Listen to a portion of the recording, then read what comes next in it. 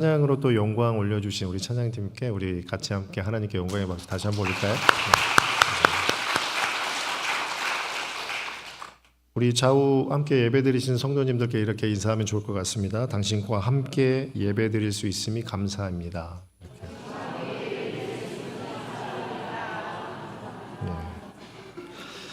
우리 성도님들과 함께 예배드릴 수 있다는 게 정말 감사인 것 같습니다. 우리가 매일의 일상 가운데 주일날 오면 이렇게 예배를 드리는 것이지만 이것도 하나님께서 특별하게 우리에게 은혜 주심으로 가능함임을 기억하시고 더 기뻐하시기를 바라겠습니다.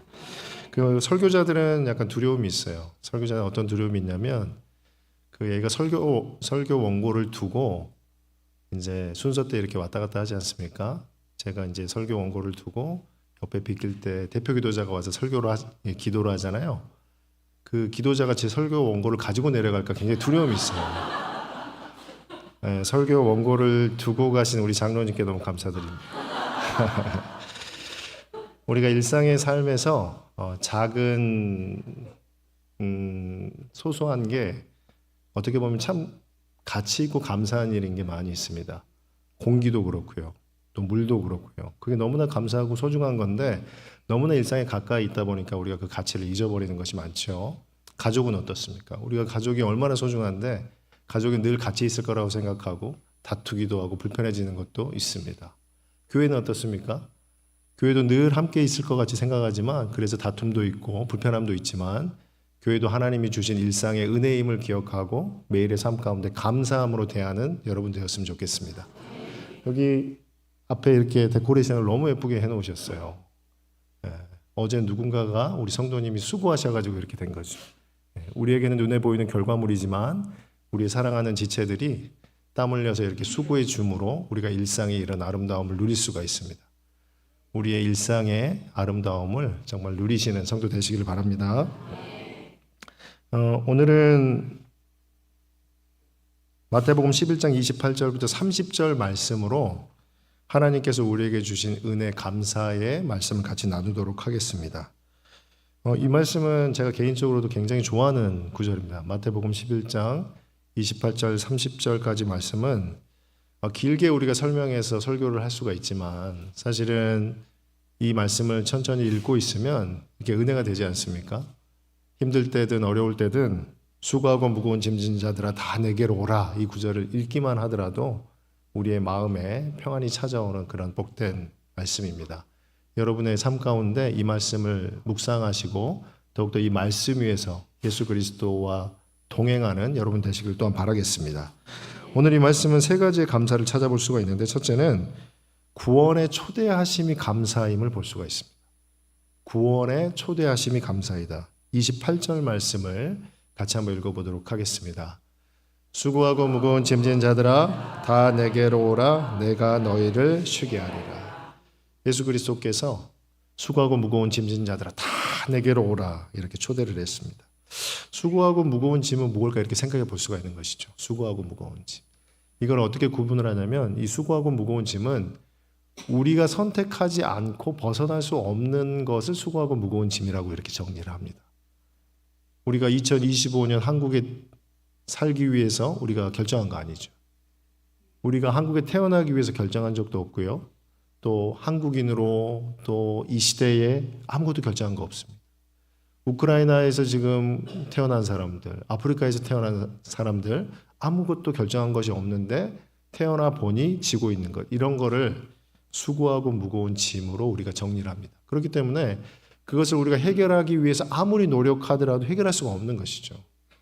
그것이 우리에게 주어졌음에도 불구하고 우리는 해결할 수 있을 것처럼 분투하고 살아가는데 그럴 수 없는 것입니다. 그렇기 때문에 예수 그리스도께서는 이 땅을 살아가는 인생들에게 수고하고 무거운 짐진 자들아 다 내게로 오라 내가 너희를 쉬게 하리라 이렇게 선포하고 있는 것이죠. 이 말씀에 해당되지 않는 사람이 누가 있겠습니까?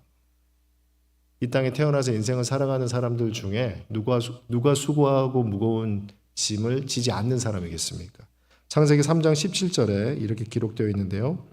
아담에게 이르시되 내가 내 아내의 말을 듣고 내가 내게 먹지 말라 한 나무의 열매를 먹었은즉 땅은 너로 말미암아 저주를 받고 너는 내 평생에 수고하여야 그 소산을 먹으리라. 어떤 내용입니까? 이 땅에 태어난 사람들은, 아담 이후에 태어난 사람들은 모두 그 저주 아래 갇혀 있다라고 이제 선포하고 있는 것이죠. 로마서 5장 12절 말씀인데 그 말씀 같이 한번 읽어보도록 하겠습니다. 그러므로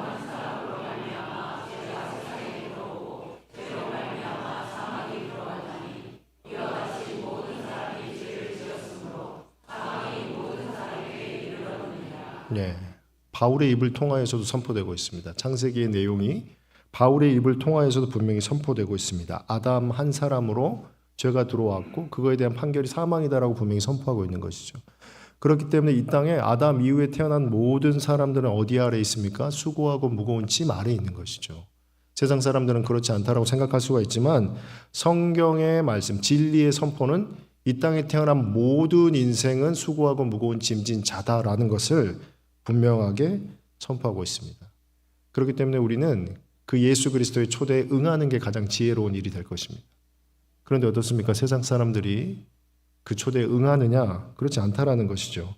오늘 본문 말씀 바로 위에 계속 반복되고 있는 말씀이 무엇이냐면 그 초대에 응하지 않는 사람들에 대한 기록입니다. 마태복음 11장 20절에 이렇게 기록되어 있는데요. 예수께서 권능을 가장 많이 행하신 고을들이 회개하지 아니하므로 그때 책망하시되 화 있을진저 고라시나 화 있을진저 벳세다 이렇게 하는 구절입니다. 예수께서 이 땅에 오셨습니다. 예수는 그리스도입니다.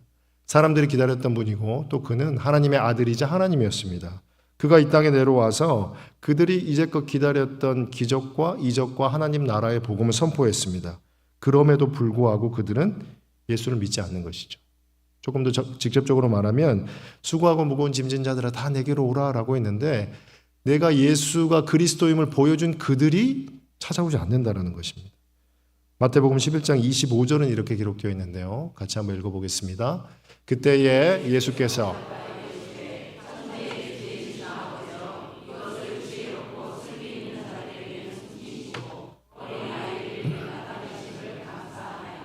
네, 예수님께서는 이 수고하고 무거운 짐진 자들아 다 내게로 오라 이 초대에 응하지 않는 사람과 응한 사람을 바로 윗구절에 설명을 했습니다. 응하지 않는 사람이 누구입니까? 지혜롭고 슬기롭다고 생각하는 사람들인 것이죠. 구체적으로는 바리새인과 서기관을 우리가 들 수 있을 것입니다. 그들은 구약 성경에 대한 전문가였죠. 토라라는 모세오경으로부터 해서 구약의 성경 말씀을 그 누구보다 잘 분별하는 사람들이었습니다. 그 사람들은 예수가 누구인지 그리스도가 누구인지를 잘 알 수 있다고 생각했죠. 이 시대에 메시아가 온다면 그가 어떤 사람인지를 알 수 있을 것이라고 생각을 했습니다. 그들은 본인을 지혜로운 자다라고 생각했습니다. 슬기로운 자다라고 생각했습니다. 그런데 그들이 예수 그리스도께 나왔습니까? 안 나온다라는 것이죠. 그러면 누가 예수께 나온다는 것이죠? 어린아이와 같은 사람. 우리는 지혜롭고 슬기 있는 자입니까? 아니면 어린아이와 같은 자입니까? 여러분은 어떤 분이세요? 어린아이와 같은 자죠. 어린아이는 어떤 사람입니까? 아주 어린이, 베이비를 이제 막 태어난 아이를 생각한다면 그 아이는 어머니, 아버지의 손길이 아니면 생존 자체를 할 수가 없는 그런 존재입니다. 스스로 혼자 옷을 입을 수도 없고 추워도 더워도 옷을 벗을 수 없고요. 먹을 수도 없고 그리고 아무것도 할 수가 없는 것이죠. 어머니, 아버지라는 존재를 전적으로 신뢰하고 의지해야지만 생존할 수 있는 존재입니다. 내가 우리 어머니의 그 섬김이 참 귀해서 한번 사랑해 보겠습니다. 이렇게 하지 않죠. 네, 우리 아이들이 그렇지 않지 않습니까? 그 엄마 아빠가 없으면 아예 살아갈 수가 없기 때문에 엄마에 딱 붙어 살아가는 모습이 바로 어린아이와 같은 사람들의 모습일 것입니다. 예수 그리스도께 붙어 있는 사람들이 누구입니까? 그리고 떨어져 있는 사람이 누구입니까? 예수께 붙어 있는 지혜롭고 슬기 있는 사람들은 그 당시에 아주 사회 지도자로 지혜 있는 바리새인과 서기관과 헤롯 궁에 있는 사람들이었습니다. 그런데 예수께 붙어 있는 사람들은 누구였습니까? 세리와 창기와 그 시대에 무식하다라고 하는 어부들이 예수 그리스도께 붙어 있는 것이죠. 우리는 세리와 창기와 어부와 같은 존재임을 잊지 마시기 바랍니다.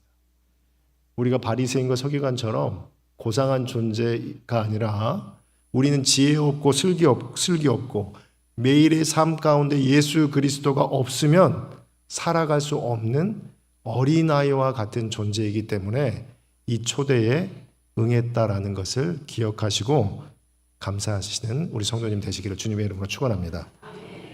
그런 자들에게 예수께서는 쉬게 하겠다라고 선포를 하는 것이죠. 내가 너희를 쉬게 하겠다. 너희들이 아주 열심히 나 옆에 딱 붙어 있었더니 그 노력의 결과로 너희들이 쉼을 얻게 된다라는 것이 아니라 너희들이 어떤 존재이든 상태이든 상관없이 내가 너희들을 쉬게 하겠다. 주체가 예수고 그걸 받는 사람이 우리일 뿐이다라고 분명히 말하고 있습니다. 우리는 굉장히 혼탁한 시대에 살고 있습니다. 왜냐하면 예수 그리스도를 믿음으로 구원받는다라고 다 믿었던 것도 이제는 우리가 믿었기 때문에 구원받는다라는 주장을 하는 사람들이 많아졌습니다. 어떻게 믿음이 구원의 조건이 될 수가 있겠습니까? 그런데 이제는 내가 열심히 믿었더니 구원이라는 선물을 받았다라고 주장하는 사람들이 있다는 것이죠. 기독교인들 중에. 사랑하는 우리 운정방주교회 성도 여러분, 우리는 어떤 믿음의 노력도 할 수 있는 존재가 아닌 것이죠. 우리는 어떤 것도 우리의 노력으로 구원을 받을 수 있는 존재가 아닙니다. 오직 하나님께서 그냥 두면 죽어버릴 수밖에 없는 어린아이와 같은 우리를 기저귀도 갈아주시고 옷도 입혀주시고 밥도 먹여주시고 그리고 운동도 시켜주시고 살 수 있는 존재로 이끄셨기에 우리가 살고 있고 하나님의 은혜를 받고 있음을 기억하시고 어린아이와처럼 예수 그리스도께 연합된 하나님의 귀한 성도의 삶 살아가시기를 주님의 이름으로 축원합니다. 두 번째 감사는 무엇이냐면 안전한 길을 안내해 주심이 감사합니다. 안전한 길을. 우리가 이 땅에 그냥 알아서 살도록 두는 게 아니라 안전한 길. 이 땅의 삶이 힘들고 어려울지라도 그리고 어디로 가야 될지 모를지라도 예수께서 안전한 길이 무엇인지를 안내해 주심이 감사입니다. 29절 말씀 같이 한번 읽어보도록 하겠습니다. 나는 마음이 온유하고 겸손하니 나의 멍에를 메고 내게 배우라. 쉼을 얻으리니. 예수께서 수고하고 무거운 짐진 자들아 다 내게로 오라 내가 쉬게 하리라 라고 하셨는데 그렇게 하면 끝나야죠. 그렇죠? 쉬게 하리라고 했는데 밑에 한 구절 내려가 보니까 또 뭔가를 시키시는 거예요. 28절 말씀으로 딱 끝나면 얼마나 좋겠습니까? 그런데 예수님께서 29절 말씀을 이렇게 하고 있습니다. 나의 멍에를 메고 내게 배우라. 나의 멍에를 메고 내게 배우라. 여기서 멍에라는 것이 어떤 것인지 잘 아실 겁니다. 여기 서울에서만 사신 분들은 혹시 모를 수도 있지만 이 멍에라는 것은 농기구이죠. 농기구. 어떻게 보면 좀 하찮아 보이는 농기구입니다. 나무로 깎아놓은 이렇게 부메랑 같이 생긴 그런 농기구인데 이스라엘은 결이 소를 2마리를 붙여서 농사를 보통 시키기 때문에 이 2마리를 한 쌍으로 묶는 그런 농기구가 될 것입니다. 이 멍에를 통하여서 무엇을 하냐면 쟁기를 연결하든지 또 수레를 연결하고 또 농부가 그거를 줄로 조정해서 일을 할 수가 있게 되는 것이죠. 집에 많은 가축이 있더라도 소가 있고 말이 있더라도 집에 아무리 많은 농기구, 쟁기와 수레가 있더라도 이 멍에로 연결되지 않으면 아무런 필요가 없는 것이죠. 예수님께서는 그 부분을 분명하게 우리에게 말씀하고 있는 것입니다. 하나님의 백성들이라고 부름받은 자들이 있다면 멍에라는 예수 그리스도의 계명으로 연결되고 그 계명 아래서 움직일 때 그가 하나님의 백성임을 이 말씀을 통해서 우리에게 분명히 말해주고 있습니다. 마태복음 16장 24절에 그 멍에에 대해서 조금 더 구체적으로 말하는데 같이 한 목소리로 읽어보겠습니다. 이에 예수께서 누구든지 나를 따라오려거든 자기를 부인하고 자기 십자가를 지고 나를 따를 것이다. 예수께서 말씀하셨습니다. 제자들에게 누구든지 나를 따라오려거든 자기를 부인해라. 너희들이 슬기롭고 지혜 있고 하나님이 선택한 선민이라고 생각하는 것이 아니라 자기를 부인해라. 어린아이라고 인정하라. 그리고 자기 십자가를 지고 나를 따라오라라고 하는 것이죠. 자기 십자가. 예수 그리스도께서 주신 그 말씀의 십자가를 지고 따라오라라고 분명히 말하고 있습니다. 처음에 말했던 것처럼 수고하고 무거운 짐은 무엇입니까? 우리가 선택할 수 없었던 것입니다. 내가 피하고 싶어도 피할 수 없는 것. 내가 정리하고 싶어도 정리할 수 없는 것이 수고하고 무거운 짐이었습니다. 그거를 예수 그리스도께 내어놓는 것이죠. 그러면 자기 십자가는 무엇입니까? 예수께서는 분명하게 말하고 있다는 것이죠. 자기 십자가를 지고 따라오라. 어떤 것입니까? 예수 그리스도의 명령은 질 수도 있고 지지 않을 수도 있다라는 이야기가 되는 것이죠. 우리는 때론 수고하고 무거운 짐을 자기 십자가라고 표현을 많이 하는 게 있습니다. 아, 이거는 내 십자가인 것 같아요. 하나님께서 내가 이 땅에 이렇게 살아가는데 내 십자가인 것 같습니다. 내가 이거 지고 살아가는 것이죠. 그렇지 않다라는 것을 기억하시길 바랍니다. 내가 해결할 수 없는 모든 것은 예수께서 내려놓으라. 내 앞에 내려놓으라. 내가 그것을 해결하겠다. 내가 쉼을 주겠다라고 분명히 선포했습니다. 내려놓으시는 성도 되시길 바랍니다. 그리고 자기 십자가, 예수께서 여러분들의 삶 가운데 말씀으로 주신 그 사명을 지고 따라가라라는 자기 십자가를 지고 따라가는 성도 되시길 바랍니다. 이것을 왜 해야 됩니까? 나의 멍에를 메고 내게 배우라 라고 말씀하신 예수 그리스도의 말씀의 끝에 너희 마음이 쉼을 얻으리니 라고 분명히 말하고 있다는 것이죠. 학자들은 여러 가지 기록을 통하여서 예수 그리스도를 믿는 사람들이 하나님의 말씀을 계명을 따라 살아가지 아니할 때 여러 가지로 설명을 하지만 한 가지 표현을 곁든다면 이 땅을 살아가는 천국 백성이라고 말하지만 이 땅을 지옥과 같이 살아가는 자들이다라고 말합니다. 예수 그리스도를 믿는다라고 말했다면 자기 십자가를 지고 가야 됩니다. 지고 가면 어떻게 됩니까? 마음의 쉼. 여기서 마음이라는 것은 영혼이라는 뜻입니다. 생명이라는 뜻입니다. 그냥 우리의 이런 어떤 마음, 생각 이런 게 아니라 우리의 영혼 그리고 생명을 말하는 것입니다. 영혼과 생명이 쉼을 얻을 것이다 라고 분명히 말하고 있다는 것이죠. 예수 그리스도를 믿고 하나님의 계명을 붙들고 살아가시길 바랍니다. 그 계명을 지고 살아갈 때, 자기 십자가를 감당하고 살아갈 때 그것이 힘든 일입니다. 좁은 문이죠. 좁은 길이죠. 고통일 것입니다. 그런데 하나님이 주시는 영혼의 쉼을 누릴 것이다라는 말씀을 경험하고 체험하시는 성도 되시길 바랍니다. 왜 우리가 예수를 믿어도 내 삶에 평안이 없을까? 자기 십자가를 지고 가십시오. 내가 예수 그리스도를 믿었음에도 불구하고 내 삶이 아무것도 변하지 않는다. 계명을 붙들고 예수 그리스도처럼 살아가십시오. 여러분의 삶 가운데 천국의 쉼이 임할 것을 믿습니다. 그러한 성도 되시기를 주님의 이름으로 축원합니다. 세 번째 쉼은 무엇입니까? 마음의 쉼 주심이 감사 그 자체인 것이죠. 여러분, 마음의 쉼 그건 우리가 원한다고 가질 수는 없는 거잖아요. 그렇죠? 굉장히 맛있는 호텔에 좋은 음식에 굉장히 좋은 시설에 그 음식을 먹는데 담임 목사님하고 식사를 한다고 생각해 보세요. 어떠세요? 굉장히 좋으세요? 네. 제가 그 자리가 될 줄은 몰랐기 때문에 네. 집에서 가족들하고 라면 하나 끓여 먹는 게 더 편하잖아요. 그렇죠? 네. 마음의 쉼이라는 것은 이렇게 우리가 생각하는 것만큼 좋고 화려한 것이 아닙니다. 그것은 특별한 상황에서만 주어지는 것이죠. 예수 그리스도의 말씀을 지고 살아갈 때만 그것이 허락되는 은혜임을 기억하시길 바랍니다. 그런데 왜 이 멍에를 지고 살아가는데 마음의 쉼을 누릴 수 있을까요? 29절 말씀에 이렇게 말합니다. 나는 마음이 온유하고 겸손하니 30절 말씀에 이는 내 멍에는 쉽고 내 짐은 가벼움이라 하시니라 라고 예수님께서 선포하셨습니다. 이 명령을 주는 사람, 멍에를 주는 사람이 누구입니까? 자기를 소개하는데 나는 마음이 착한 사람이야, 착한 하나님이야 라고 말하는 거죠. 그리고 나는 겸손해, 너희들을 대할 때 무섭거나 강압적으로 대하지 않아 라고 분명히 말하고 있습니다.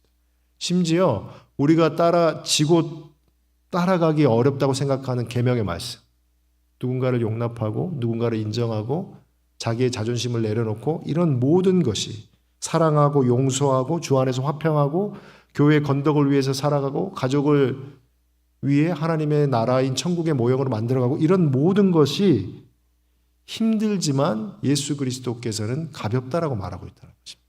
왜 가벼울까요? 그것을 지고자 하는 성도들과 예수께서 함께 가시기 때문에 가볍다라고 말 수가 있는 것이죠. 이 땅을 살아가는 성도들은 사람은 두 가지로 구별해서 이해해 볼 수가 있습니다. 우리가 이분법적으로 세상을 정리하진 않지만 성경은 종종 나눠서 설명합니다. 어떤 것이냐면 내가 이 땅을 살아가는 사람들은 사단에 속해 있다라고 분명히 말합니다. 세상에 속해 있다라고 말합니다. 그것은 무엇입니까? 이 땅에서 내가 정말 잘 나가고 잘 되고 지혜롭고 똑똑하고 다른 사람 보기에 아주 귀해도 그 사람은 누구 아래 있습니까? 세상 권세 잡은 자 아래에 있는 것이죠. 세상 권세 잡은 자의 그 목적이 무엇입니까? 속임과 사망입니다. 이 땅에서 아무리 내가 세상의 모습으로 멋지고 아름답게 살아가도 그 결과는 무엇입니까? 그리고 그 과정은 무엇입니까? 속임을 당하는 것이고 사망을 경험하는 것입니다. 그런데 우리 주님은 주님의 십자가를 지고 가는 것은 화려하지도 아름다워 보이지도 않습니다. 아주 멋져 보이지도 않습니다. 그런데 그 예수께서 주신 계명을 자기 십자가를 붙들고 살아가니 이 명령을 주신 분이 나를 지극히 사랑하시고 나를 온전케 하기 위해서 십자가에서 죽으신 그분이시기에 이 명예의 끝은 무엇이겠습니까? 생명인 것이죠. 영광인 것이죠. 참된 평안인 것이죠. 사랑하는 온정 방주교회 성도 여러분, 우리의 감사와 은혜와 평강은 바로 예수 그리스도 안에 있을 때만 가능한 것임을 기억하시길 바랍니다. 예수님이 우리와 함께 하신다면, 예수께서 우리에게 우리의 삶 가운데 내 마음의 주인 되신다면 세상 사람들은 인정하지 않지만 세상 그 어떤 것과도 바꿀 수 없는 참된 영적 평안 누리심을 기억하시고 예수 그리스도 안에서 담대히 살아가시는 저와 여러분 되시기를 주님의 이름으로 축원합니다.